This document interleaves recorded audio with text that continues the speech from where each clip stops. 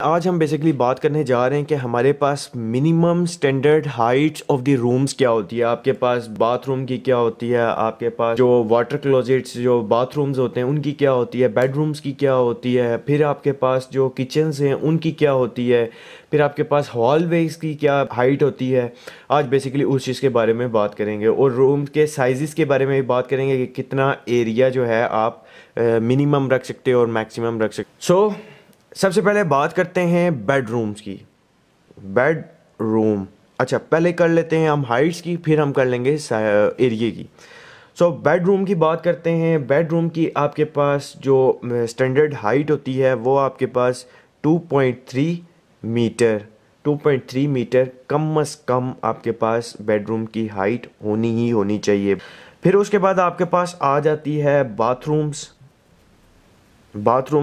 अब बाथरूम्स में जो आपके पास जिसमें स्टोर्स भी हो जाता है, बाथरूम में वाटर क्लोजेट आपने की, वहाँ पे आपके पास हाइट जो है 2.4 मीटर से कम नहीं होनी चाहिए। फिर उसके बाद अकॉर्डिंग टू आपके पास ओबीसी आपके पास मिनिमम हाइट जो है बाथरूम्स की, तो आप जो हो 2.1 मीटर के साथ जा सकते हो, लेकिन ज़्यादातर जो है 2.4 मीटर के साथ जाया जाता है। उसके बाद बात करते हैं किचन की।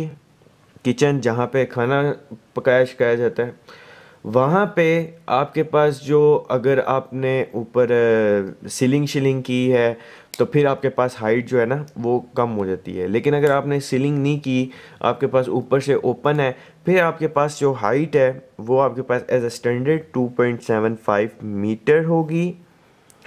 2.75 मीटर जो है मीन्स कि आपके पास नीचे से लेके ऊपर रूफ तक की बात हो रही है। फिर अगर आपके पास बीच में आपके पास सीलिंग आ जाती है, कुछ भी हो जाता है, तो फिर भी आपने उसकी जो हाइट है वो कितनी रखनी है, 2.3 मीटर। 2.3 मीटर अगर आपके पास जो नीचे 75% जो रिक्वायर्ड फ्लोर एरिया है वो अगर 75% हो, रिक्वायर्ड फ्लोर एरिया 75% हो।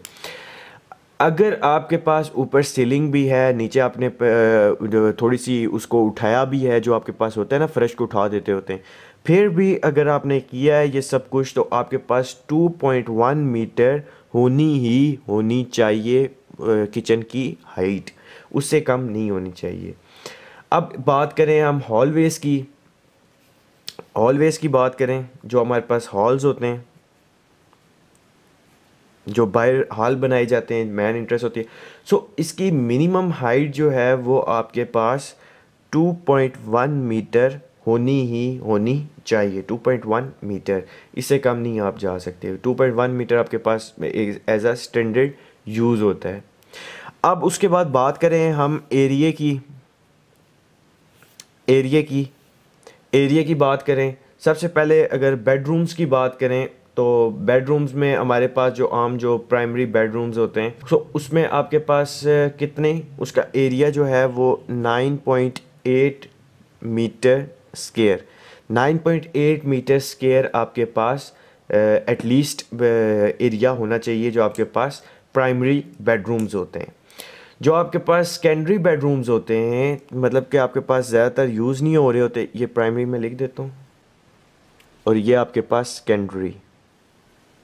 सेकेंडरी में आपके पास 7 मीटर स्क्वायर आप उसके साथ जा सकते हो एरिया। ये कर देता हूँ ताकि तुहानू पता चल जाए। ये आप उसके साथ जा सकते हो। फिर उसके बाद अगर बात करें कि हमारे पास बाथरूम्स का कितना होता है, बाथरूम्स का आपके पास जितना मर्ज़ी है आप लोग रख लो, आपकी अपनी मर्ज़ी है, लेकिन आप जो है 1.8 मीटर स्क्वायर कम से कम आपने रखना है। अगर आपके पास बाथरूम्स हैं वो कंबाइन है विद वाटर क्लोजेट्स है, तो आपके पास उसमें कम अज़ कम जो है वो 2.8 मीटर स्क्वायर आपके पास होनी चाहिए स्पेस, जो आपके पास बाथरूम्स हैं।